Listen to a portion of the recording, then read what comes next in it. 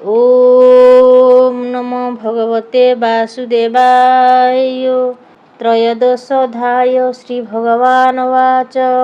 कृष्ण कहन्ति तोषचिते शृण उद्धव कहु मते। जे धर्म सांख्य कर्म जोगे मोहि कहिबि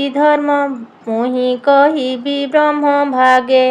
वेद पठन तप जाग पुण्य समूह वैराग्य। ए आदि नाना पुण्यमान विपुल घर जल दान। विविध व्रत महादाने निरते भ्रमे अनुमाने। धन ଭିतरे यज्ञ करे तीर्थ गमन निरंतरे। नाना उपाय पथ हेरी मोते न पारे बस करी। ए जीव साधु संग बिनु लभि न पारे मोर तनु। सर्वकु संग दोष हरे जे निर्तो साधु संग करे। जेओ ବା पतित पामर सत्संगे तरे भव घोर। दैत्य दानव खग मृग साधु संगते मोक्ष जुग। सिद्ध चारण विद्याधर ଯକ୍ଷ ଗନ୍ଧର୍ବ ଯେ କିନ୍ନର। ତ୍ରିଶୂଦ୍ର ପତିତ ଚାଣ୍ଡାଳେ ତରିଲେ ସାଧୁ ସଙ୍ଗ ମେଳେ। ଉଦ୍ଧବ କହୁ ତୋ ଗ୍ରତେ ସତ୍ସଙ୍ଗେ ତରି ଗଲେ ଯେତେ। ଯଜ୍ଞ କାମିନୀ ବ୍ରଜ ନାରୀ ଏ ସାଧୁ ସଙ୍ଗେ ଗଲେ ତରି। ସ୍ୱଭାବେ ନାରୀ ଜନ୍ମ ହୁଅନ୍ତି ବେଦ ପୁରାଣ ନ ପଢ଼ନ୍ତି। ମହତ ନ କରନ୍ତି ସେବା ସେ ନ ପୂଜନ୍ତି ଅନ୍ୟ ଦେବା। କେବଳ ସାଧୁ ସଙ୍ଗ ଫଳେ ମୋତେ ପାଇଲେ ଅନ୍ତକାଳେ। ଯାର ପୁରୁଷ ଭାବେ ମୋତେ ନିର୍ତ୍ତ ଭାବିଲେ ହୃଦଗତେ। ଏଣୁ ତରିଲେ ବ୍ରଜ ନାରୀ ଆନନ୍ଦେ କହିଲେ ମୁରାରୀ। କୀଟ ପତଙ୍ଗ ଖଗ ମୃଗ ସାଧୁ ସଙ୍ଗମେ ମୋକ୍ଷ ଯୋଗ। ଭକତି ଯୋଗେ ସାଧୁ ମେଳେ ମୋତେ ପାଇଲେ ଅନ୍ତକାଳେ। ଯୋଗୀନ୍ଦ୍ର ଗଣେ ମୁନି ଗଣେ ଧ୍ୟାନେ ଚିନ୍ତନ୍ତି ମୋ ଚରଣେ। ନ ପାଇ ସାଂଖ୍ୟ ଯୋଗେ ଫୁଟି ବିବିଧ ବ୍ରତ ଦାନ କୋଟି। ଏ ଆଦି ତତ୍ତ୍ୱ ବୈରାଗ୍ୟ ସନ୍ନ୍ୟାସ ଭାବେ ସର୍ବତ୍ୟାଗ। ଉପାୟ କରି ନାନା ମତେ ସେ ମୋତେ ଲଭିବେ କେମନ୍ତେ। ଏଣୁ ସାଧୁଙ୍କ ସଙ୍ଗ କରି ମାୟା ତରିଲେ ବ୍ରଜ ନାରୀ। ଅକ୍ରୂର ଯେତେବେଳେ ମୋତେ ମଥୁରା ଘେନି ଗଲା ପଥେ। ରାମ ସଙ୍ଗତେ ମୋତେ ଦେଖି ସକଳ ସଂଶୟ ଉପେକ୍ଷି। ମୋର ବିଯୋଗେ ବ୍ରଜ ନାରୀ ଶୋକ ସାଗରେ ଜ୍ଞାନ ହାରି। ମୋର ଚରଣେ ଅନୁରାଗେ ଚିତ୍ତ ବୁଡ଼ାଇ ପ୍ରେମ ଭାଗେ। ଧରି ନ ପାରି ହୃଦେ ମନ ଶୂନ୍ୟେ ଦେଖିଲେ ତ୍ରିଭୁବନ। ରାସ ଉତ୍ସବ ମୋର ସଙ୍ଗେ ଯେତେ ରଜନୀ ବନ ଭାଗେ। ବଞ୍ଚିଲେ ଗୋପର ତରୁଣୀ ତିଲାର୍ଦ୍ଧ ପ୍ରାୟେ ତାହା ମଣି। ଏକ ରଜନୀ ମୋ ବିଯୋଗେ ମଣିଲେ କୋଟି କଳ୍ପ ଯୋଗେ। ମୋ ବିନୁ ନ ଜାଣନ୍ତି ଆନ ମୋ ପାଦେ ତନୁ ପ୍ରାଣ ମନ। ନିବେଦି ଆତ୍ମା ପାଶୋରିଲେ ରାତ୍ର ଦିବସ ନ ଜାଣିଲେ। କି ନାମ ଜପି କେଉଁ ସ୍ଥାନ ଦେଖନ୍ତି ତ୍ରିଭୁବନ ଶୂନ୍ୟ। ଗିରି ଗହନ ଘୋର ବନେ ସମାଧି ବସି ମୁନି ଜଣେ। ଦେହ ବିଷୟ ପାଶୋରନ୍ତି ନିର୍ମଳ ଜ୍ଞାନେ ଦେଇ ମତି। ସେ ଯେହ୍ନେ ଲଭନ୍ତି ମୋ ସେବା ତହିଁକି ଉପଲକ୍ଷ ଦେବା। ଦେଖ ଏ ଯେତେ ନଦ ନଦୀ ପ୍ରବାହେ ମିଳନ୍ତେ ଜଳଧି।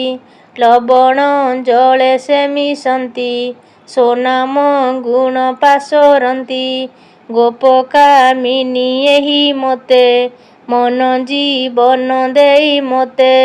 ଦେହ ସଂସାର ପାଶରିଲେ ମୋର ଘୋର ମରଣ ନିସ୍ତରିଲେ। ଯାର ପୁରୁଷ ଭାବେ ମୋହେ ମୋତେ ନ ଜାଣନ୍ତି ନିଶ୍ଚୟେ। ପରମ ବ୍ରହ୍ମ ମୁଁ ସ୍ୱଭାବେ ଅନ୍ତେ ପଶିଲେ ମୋର ଠାବେ। ଏଣୁ ଏ ସାଧୁଙ୍କ ସଙ୍ଗମ ତାରଇ ସ୍ଥାବର ଜଙ୍ଗମ। ଏ ବୋଲ ବୁଝି କେହେ ଉଦ୍ଧବ ଏ ବୋଲ ବୁଝି ହେ ଉଦ୍ଧବ ମୋର ଚରଣେ କର ଭାବ। ବିଧି ନିଷେଧ ଆଦି କର୍ମ ଛାଡ଼ି ସକଳ ଲୋକେ ଧର୍ମ। ନିବୃତ୍ତି ଏବେନି ଦୃଷ୍ଟି ଶ୍ରବଣ ଅନୁମାନି।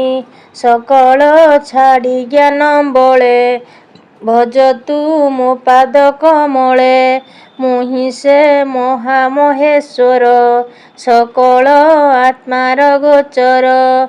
ତୁ ଏକ ଭାବେ ଯେବେ ଭାବୁ ଏ ଘୋର ସଂସାରୁ ତରିବୁ। ଶରଣ ପଶ ମୋର ପାଦେ ନ ଡର ବିଷୟ ବିଷାଦେ।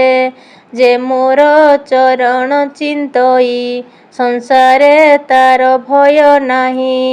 ଏମନ୍ତେ ଗୋବିନ୍ଦର ବାଣୀ ଉଦ୍ଧବ ଭୟ କଲା ଶୁଣି।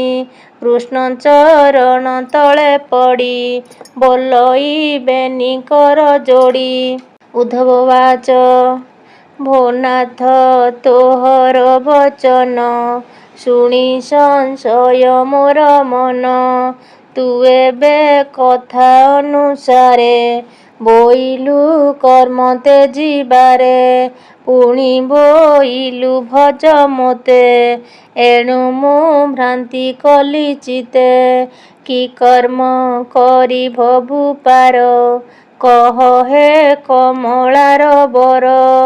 ଏବେଟି ମୋ ସଂଶୟ ଖେଦ ଜ୍ଞାନ ଖଡ଼୍ଗେ ନାଥ ଛେଦ। ଉଦ୍ଧବ ବାକ୍ୟ ଯଦୁପତି କହନ୍ତି ଜୀବ ଆତ୍ମା ଗତି। ଶ୍ରୀ ଭଗବାନ ଉବାଚ ଶୁଣ ହେ ଭକତ ନିପୁଣ ଏ ଜୀବ ସ୍ୱଭାବେ ନିର୍ଗୁଣ। ଈଶ୍ୱର ନିରଞ୍ଜନ ଏହି ମାୟା ସୟଳେ ଦେହ ବହି। ଏଣୁ ଅବିଦ୍ୟା ବଧ ତାର ଏବେନି କର୍ମେ ଅଧିକାର। ବିଧି ନିଷେଧ ଏଣୁ କରି ସୁକର୍ମ କୁକର୍ମ ବିଚାରି। ଏଣୁ କେବଳ ମୋକ୍ଷ ଲାଭେ କର୍ମ କରିବ ଶୁଦ୍ଧ ଭାବେ। ଏମନ୍ତ ସାଧି ଶୁଭ କର୍ମ ଲାଭେ ଭକତି ତୁଟେ ଭ୍ରମ। ଭକତି ଉପୁଜିବ ଯେବେ ଛାଡ଼ିବ ସର୍ବକର୍ମ ତେବେ।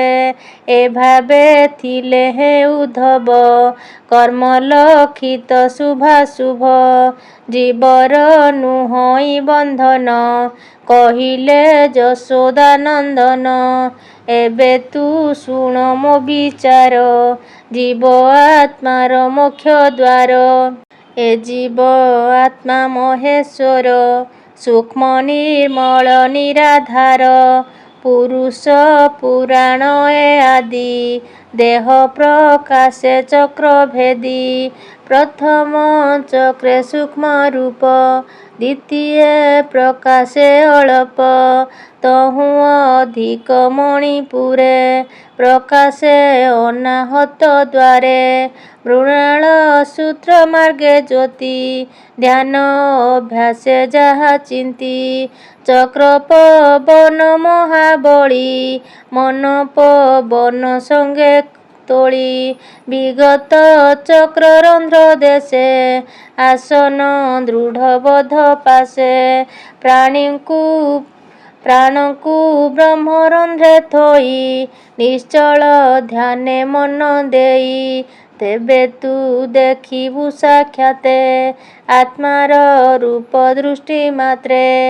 ଅଗ୍ନି ଯେ ଶନେ ଥାଇ ଶୂନ୍ୟ ଉଷ୍ଣ ସ୍ୱଭାବେ ଅନୁମାନ ଲୋହ ପାଷାଣ ଘର୍ଷଣ ସଂଯୋଗେ ଉଠେ ଅଗ୍ନିକଣ ଯତ୍ନେ ସମିଧ ଦେଲେ ତହିଁ ସ୍ୱଭାବେ ଶିଖା ପ୍ରକାଶଇ ପୁଣି ପାଇଲେ ଘୃତ ଧାର ଜଳଇ ଅତି ବଳିୟାର ଏ ରୂପେ ଆତ୍ମା ସୂକ୍ଷ୍ମ ବାଣୀ ବେଦ ବଚନ ଏହା ଜାଣି ଏ ଷଡ଼ ଚକ୍ର ଭେଦ ସ୍ଫୁରେ ଶବଦ ଦ୍ୱାଦଶ ପ୍ରକାରେ ଏ ଅନାହତ ପୁରେ ସ୍ଥିତି ଜୀବ ଆତ୍ମାର ତତ୍ତ୍ୱଗତି ଉଦ୍ଧବେ କହିଲେ ଶ୍ରୀପତି ଜାଣନ୍ତୁ ଏହି ରୂପେ ଚିନ୍ତି ଯେ ନିର୍ଦ୍ଦୋଷ ସନାତନ ହରି ଅନନ୍ତ ଶକ୍ତି ଅଛି ଧରି ପ୍ରଥମେ ଏକ ରୂପ ତାର ଅନାଦି ଅବ୍ୟକ୍ତ ଈଶ୍ୱର ଯେ ନିଜ ଶକ୍ତି ଭାବ ବଳେ ଅଶେଷ ରୂପ ଏ ଶୟଳେ ପ୍ରକାଶ କରି ନିଜ ଶକ୍ତି ମାୟା ସଂଯୋଗେ ନାନା ମୂର୍ତ୍ତି ସେ ଯେବେ ରଜଗୁଣେ ମିଶେ ତାତହୁଁ ସଂସାର ପ୍ରକାଶେ ସୃଷ୍ଟି ପାଳନ ସତ୍ୱେ ମିଶି ତମ ସଂଯୋଗେ ତାହା ନାଶି ଈଶ୍ୱର ମାୟା ଲୀଳା କରି ଖେଳଇ ଜଗତ ଆବୋରି ସେ ଏକା ପ୍ରଭୁ ଭଗବାନ ତାତହୁଁ ସୃଷ୍ଟି ନୁହେଁ ଆନ ସୂତ୍ରେ ପାଷାଣ ଗୁନ୍ଥି ଯେହ୍ନେ ସୂତ୍ରେ ବସନ ଅନୁମାନେ ସେ ରୂପେ ଜଗତ ମନ୍ଥନ ଅନ୍ତର ବାହ୍ୟ ଭଗବାନ ଅନାଦି ବ୍ରହ୍ମ ଏ ପ୍ରତ୍ୟକ୍ଷେ ସଂସାର ରୂପ କଳ୍ପ ବୃକ୍ଷେ କର୍ମ ଏହାର ମୂଳ ବୀଜ ରସ ସ୍ୱଭାବେ ମହାତେଜ ଧରଇ ଫଳ ପୁଷ୍ପ ପତ୍ର ବିଭାଗେ ଅପବର୍ଗ ମାତ୍ର ପୁଣ୍ୟପାତ କରଜ ବୀର୍ଯେ ବୃକ୍ଷ ଅଙ୍କୁରି ଉଠେ ତେଜେ ଅନନ୍ତ ବାସନା ତା ମୂଳେ ଯେ ରୂପେ ସ୍ଥାପନ ନିଶ୍ଚଳେ କାଷ୍ଠ ସ୍ୱରୂପ ତିନି ଗୁଣେ ଏ ନିର୍ଦ୍ଦୋ ଥାନ୍ତି ମାୟା ବଣେ ଏ ପଞ୍ଚ ଡାଳ ପଞ୍ଚଭୂତେ ଶତାବ୍ଦୀ ପଞ୍ଚ ରସ ଯୁଥେ ଶାଖା ସମୂହେ ଇନ୍ଦ୍ରି ଗଣେ ଏ ନିର୍ଦ୍ଦୋ ଥାନ୍ତି ମାୟା ଗଣେ ଉପରେ ବେନି ପକ୍ଷୀ ନିର୍ଦ୍ଦୋ ବସନ୍ତି ରକ୍ଷା ଭୋଗ ଅର୍ଥେ ବୃକ୍ଷର ମଧ୍ୟେ ତିନି ଧାତୁ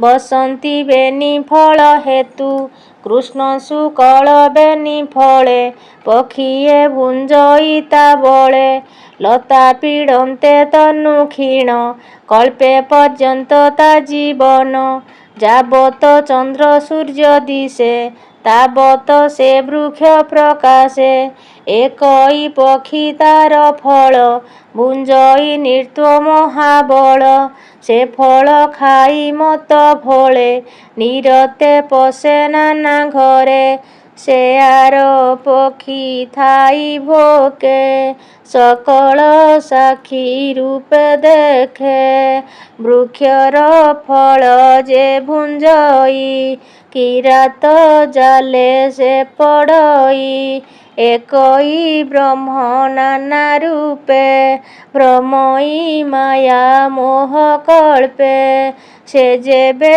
ଜାଣେ ବେଦ ସାର ସଂସାରେ ଭ୍ରମ କାହିଁ ତାର ଏହା ତୁ ବୁଝ ହେ ଉଦ୍ଧବ ଉତ୍ତମ ଗୁରୁ ପାଦେ ସେବ ଭକ୍ତି କୁଠାରେ ଦୁର୍ବାସନା ଛେଦ ତୁ ଗୁରୁ ବାକ୍ୟ ସିନା ଆତ୍ମାଙ୍କୁ ଜାଣ ସାବଧାନେ ଗୁରୁ ବଚନ ଅନୁମାନେ କହଇ ବିପ୍ର ଜଗନ୍ନାଥ ଶ୍ରୀ ଏକାଦଶେ ଭାଗବତ ଜୀବର ଗତି ଅନୁଭବ ଉଦ୍ଧବେ କହିଲେ ମାଧବ ଏ ବ୍ରହ୍ମ ପ୍ରେମ ତରଙ୍ଗିଣୀ ସୁଜନେ ତର ଏହା ଶୁଣି इति श्रीमहाभागवते महापुराणे पारमहंस्यां संहितायां 82 एकादशस्कन्धे श्रीकृष्ण उद्धव संवादे नाम त्रयोदशोऽध्यायो। ओम नमो भगवते वासुदेवाय।